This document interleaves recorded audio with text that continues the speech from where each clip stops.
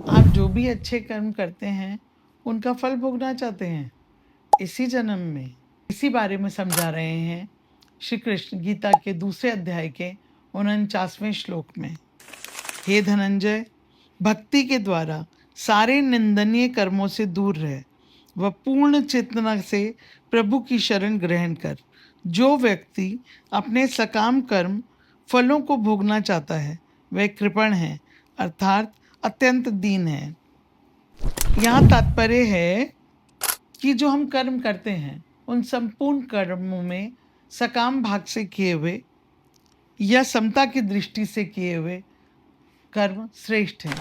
सकाम भाव से किए हुए फल श्रेष्ठ नहीं है, समता की दृष्टि से किए हुए कर्म श्रेष्ठ है। समता के बिना जो व्यक्ति कर्म करता है उन कर्मों का फल जन्म, मरण व दुख है।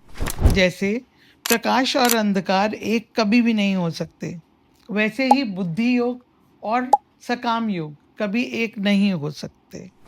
जब हम सकाम कर्म करते हैं तो जन्म मरण मिलता है, क्योंकि हमने किसी कामना से ग्रस्त होकर कर्म किया है।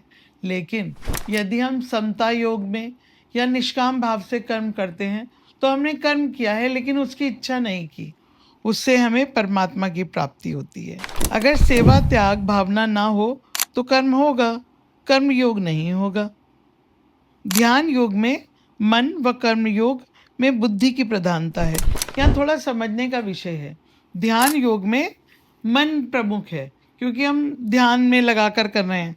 कर्म योग में बुद्धि की प्रधानता है, हम बुद्धि की समझ से काम कर रहे हैं लेकिन निष्काम काम कर रहे हैं। ये गीता के गूढ़ ज्ञान है, समझने में थोड़ा वक्त लगेगा लेकिन हम समझते हैं, धीरे धीरे हमें समझ में आएगा। राधे राधे।